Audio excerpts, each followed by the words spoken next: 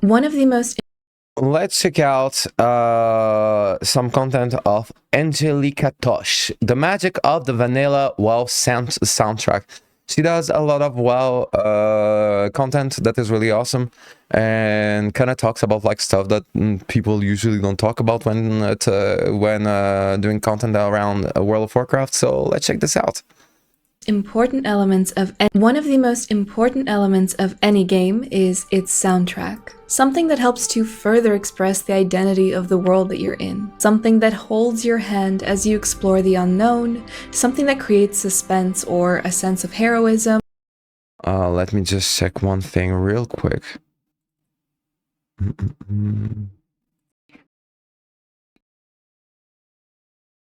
right.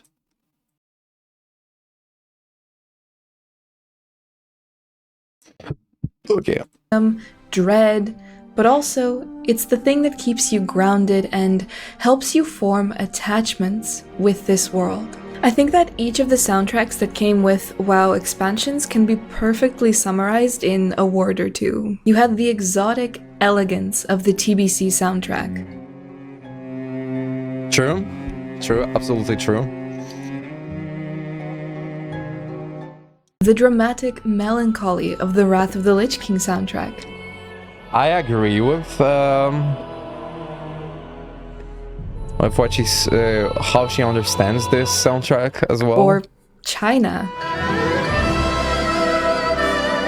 Or China, pretty much. But for me, none of these hit home quite as hard as the original classic soundtrack from vanilla World of Warcraft. This is more than just music that plays in the background while you're leveling.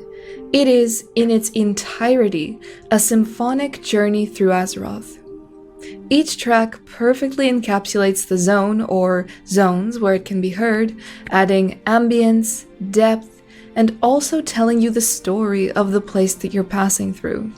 Today, I want to talk about the sheer brilliance and the subtle genius of the vanilla WoW soundtrack.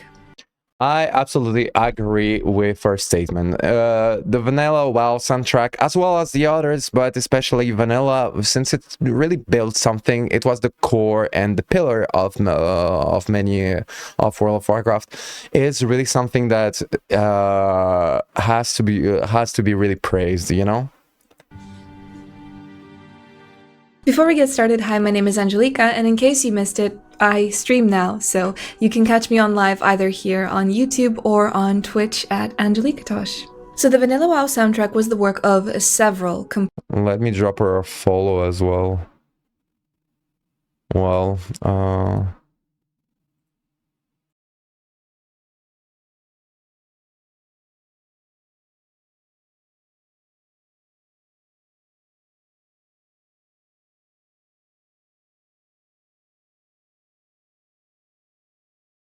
all right.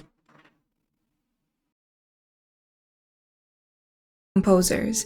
They were Jason Hayes, Glenn Stafford, Derek Duke, and Tracy Bush. Jason Hayes is responsible for most of the album, but even though you did have other composers working on it, Dude, this man is... Do you know that most of this album is quite a fucking like long album? It is an insanely immense soundtrack. This man alone, almost alone, this man looks like the type of man that is completely able to fucking do that, but like, what a beautiful man. probably What the never fuck? guess, as there is this very consistent and harmonious sound to the entire soundtrack that makes it all so undeniably compatible. If I was to describe it in a word or two like I did the other soundtracks, I would say that it is beautifully grounded. And what do I mean by that? I agree with that. In places where you need... I actually agree with that. How the fuck did she manage to find the right complement to the soundtrack? What did she say? Beautifully grounded. This is exactly the vibe. What the fuck? To describe it in a word or two like I did the other soundtracks, I would say that it is beautifully grounded.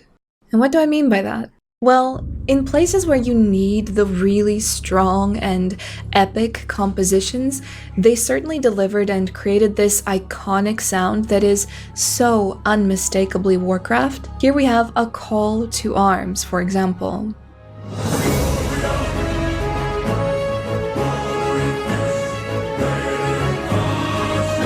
or the shaping of the world.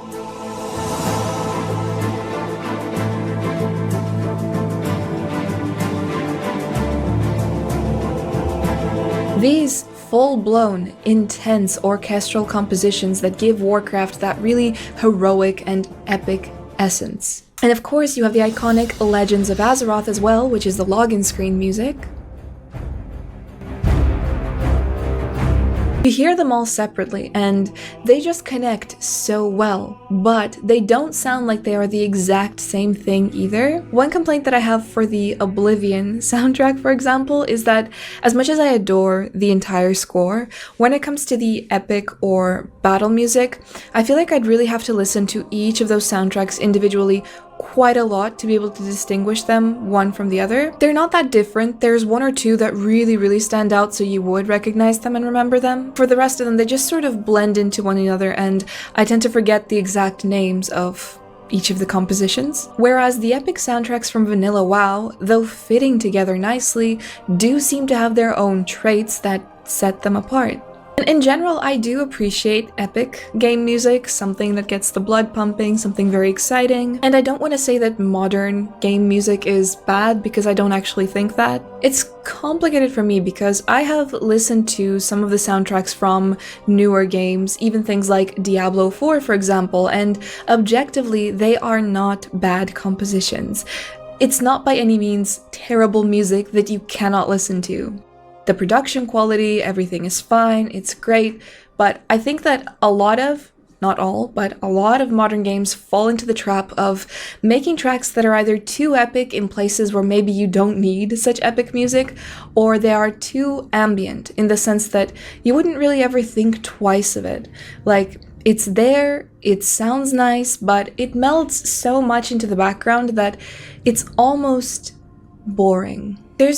I think that like there is this idea of being inspired in when doing arts, right? And that a lot of games suffer from a lack of inspiration. And that like it's not as bad, like she said, it's not as bad of a critique. Doesn't mean that like it's in any way bad quality or anything, but sometimes, you know, the project just didn't found the right people that actually really vibe with the project, and because of that, something like a soundtrack can sound great and beautifully produced, but not inspired, and you can feel the difference. She just gave a perfect example, the vanilla soundtrack that was clearly inspired, and on this one, the most defined soundtrack out of the Burning Crusade, Wrath of the Lich King, or vanilla. I believe so.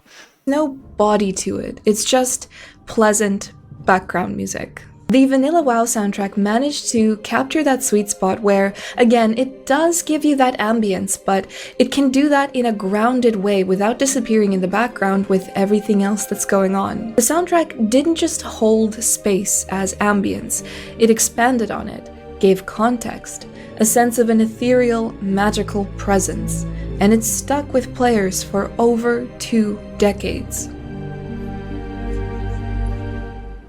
My favorite tracks are the ones that are present in each of the starter areas. Let's have a quick listen to each so you know exactly what I mean.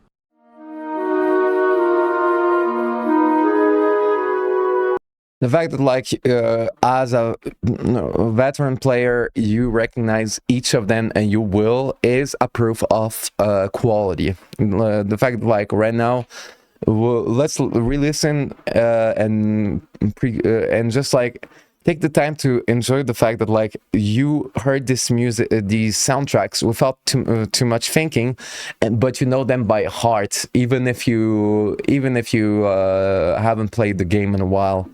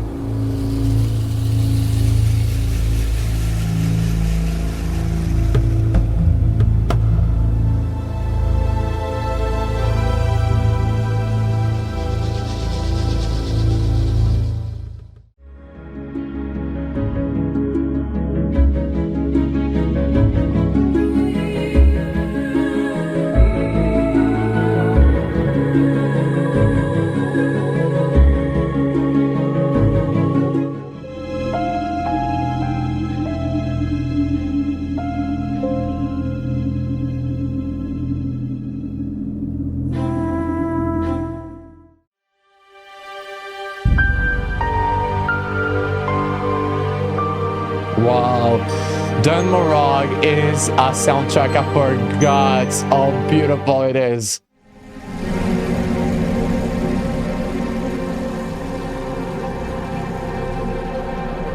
Now, I know that these can later be heard in other zones, and in general there is quite a bit of overlap. Not every zone has a 100% unique soundtrack that only plays in that zone, but we'll get back to that. Let's talk about these soundtracks in the way that they are the first impressions that players will have of the game, depending on their chosen race. They're not overbearing, but they tell you about the starter zone that you're in while also easing you into the world. Though simple, the genius lies in the fact that for each of them, you can make an educated guess as to what the zone looks like without ever seeing it. The ever so graceful Teldrassil soundtrack.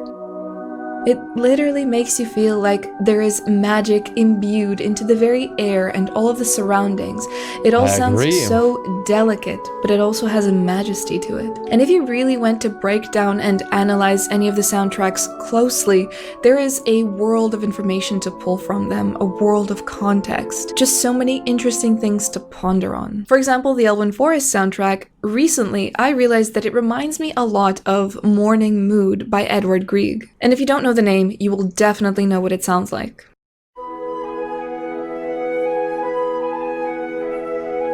I mean, this is literally the morning soundtrack, almost to a memeable extent. Instantly makes you visualize a sunrise and the whole world waking up, and it's warm and it's peaceful. Now we'll listen to the start of the Elven Forest soundtrack.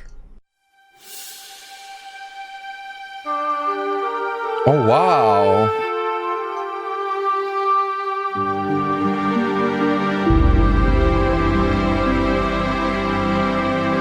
They're different, but there's so many similarities in how they make you feel. If you really think about it, it feels like the entire Elven Forest soundtrack represents the cycle of the day in the forest. It starts with that sunrise feel, just like Grieg's Morning Mood, and then there is a gradual ascent that levels out, and eventually it starts making its way down, kind of like the sun that starts to set when the afternoon has passed, going towards the evening. Now, that's just one way to think of it. I'm sure that a million different players will probably have a million different interpretations of the same thing. But one thing that we can all probably agree on is that this track is core to the identity of the Elven Forest, and it's a welcome surprise when it plays in other, higher level zones that are far from the forest. Because it keeps you grounded. It reminds you of your roots and your journey, and that goes for every track that overlaps, especially with the later zones, and it gives you a taste of the earlier leg of your leveling journey. Remember how I said that these tracks tend to expand on the ambience? A perfect example of this is the Durotar music. Now obviously we all know what Durotar looks like, but everything about the way this music sounds works to depict a dry, scorching, hot desert. There's a bit of an exhaustion to it. It's true. It's as if you are yourself moving through this heat, and there's a bit of a push there that is diffused by creeping violins. To me, that always sounded like the creeping fatigue that one would experience as they moved through such a place.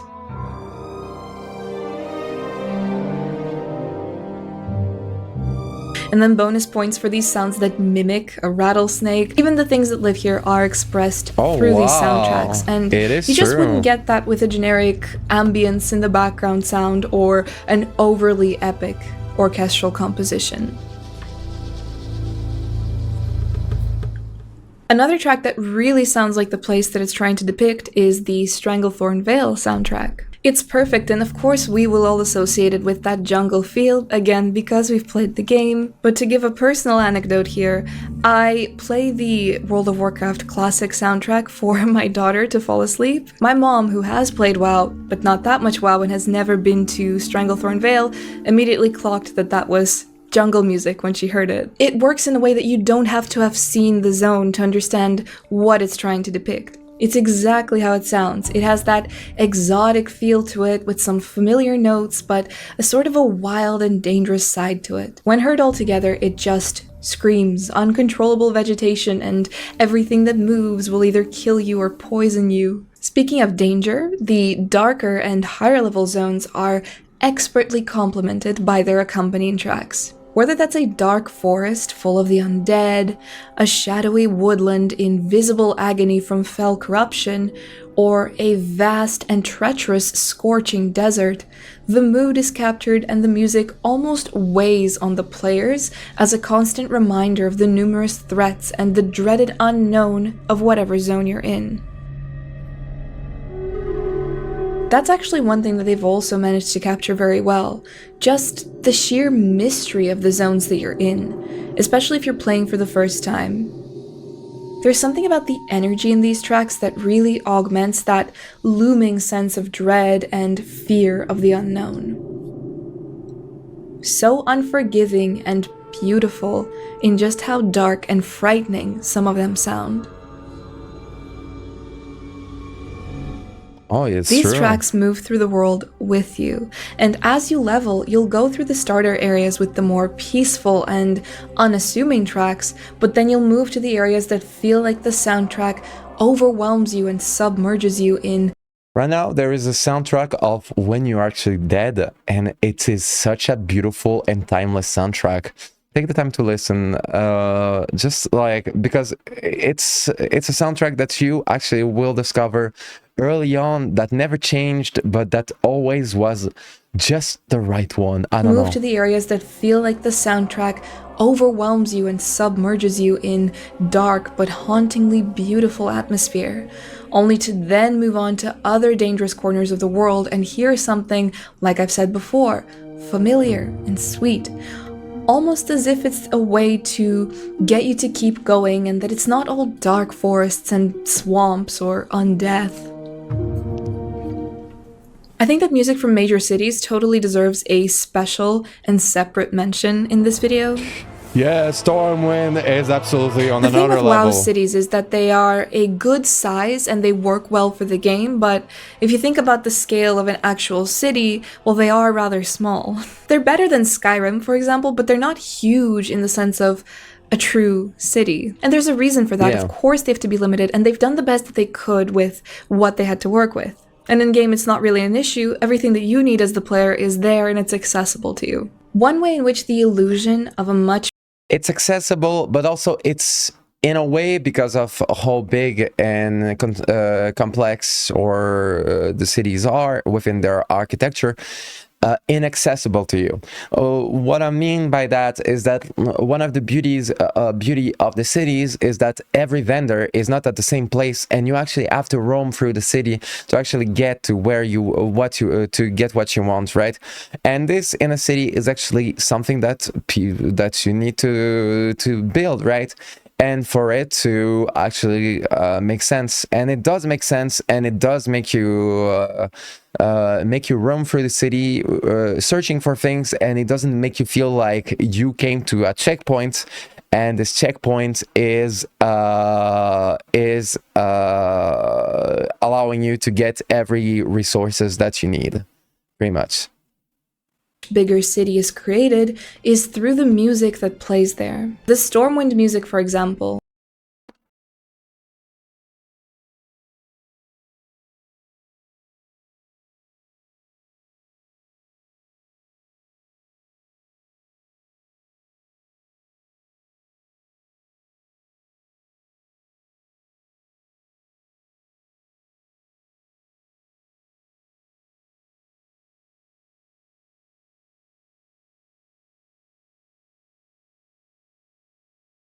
there's something about this that makes even the buildings feel taller.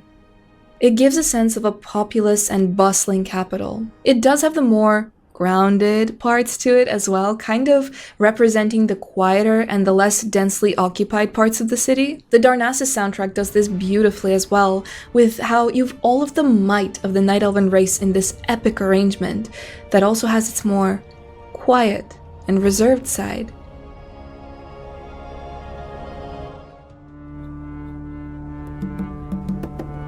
Again, this is to represent those quieter and more serene parts of the Elven capital, which to me, again, have always had an air of mystery to them, perfectly suited to fit the identity of the place and the very nature of the race of Night Elves. And really in WoW, I every agree. big city soundtrack does this. It has its more epic part, and then Okay, I'm not to be too questioning or anything. Why the fuck does she has a crowbar? Like, okay, I will not search for an answer. I won't get it anyway. But I just noticed, why the fuck is there a crowbar in the screen? of course, the quieter parts, a sort of a humble ambience. A special one that I want to mention here is the Undercity soundtrack. A part of it literally feels like you're falling into a deep, dark hole, which perfectly captures the descent into the Undercity. But the peaceful part of the soundtrack just sounds eerie, unsafe, and there's a hostility in the air, like the whispers of the undead echoing in the cursed walls of the underground city. It's almost like you're not meant to be there. There's nothing cozy or welcoming about this place. I love it. Tavern music, big fan of it. Such a warm ambience, except for the undead one, of course. Feels like a place to unwind, relax, have some fun, not too much. But it does have that perfect tavern ambience feel. It creates it in a way that I think many games down the line probably used as a reference for the same, but you just can't beat it. Yeah, that's true. I love the human and the Tauren tavern music in particular. Just sounds like there's a big fire going and food. And some honorable mentions include the pirate tavern music. And then whatever this is. What the Did fuck? you know that this track features in an episode of Breaking Bad?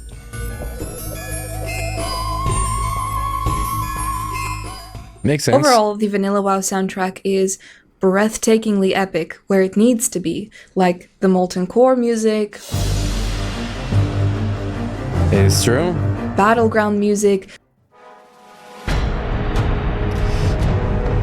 No, they really managed to just hit the target each time, I believe, with the WoW soundtrack. I absolutely agree with all of her comments.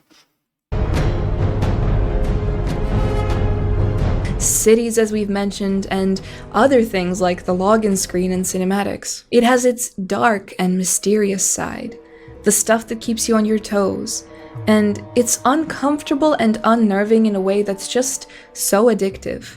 I listen to the classic Darkshore music when I work on my videos as a reminder to stay focused. But then, it has the enchanting and humble side that made all of us fall in love with WoW in the first place. With there being a lot of overlap, the special and unique tracks really do make you feel special and unique. So there's something unbeatable about Naxxramas and Encourage having their own music. A reminder that the place that you're at really is something else. Not everybody gets to this point or gets to hear this at all. So if you're hearing it, you're this epic hero who got here because you worked for it. All in all, the world has its special sound. The Vanilla WoW soundtrack is truly a work of art, a masterpiece in the space of game soundtracks. Through beautiful, timeless, and unique tracks that complete an already amazing world, the Vanilla soundtrack is one of the core elements of WoW's lasting legacy, as years later, fans will go back to have a listen to the track that represents their favorite zone. And yeah, that about covers it for the brilliance of the Vanilla WoW Classic soundtrack. I hope you guys enjoyed, and if you did, please be sure to leave a like and subscribe. I really appreciate it. As a reminder, I am streaming regularly now, so you can either catch me here on YouTube or over on Twitch at AngelikaTosh. I do hope to see you guys there. But for now, I will see you in the next video. This was a great video in general. I think that she did a beautiful tribute to the Vanilla WoW soundtrack and took the time to kind of explain music. And I think that while it sounds really stupid, it is important to sometimes explain music. So what makes you feel, and it doesn't take someone to be expert in music to actually do that.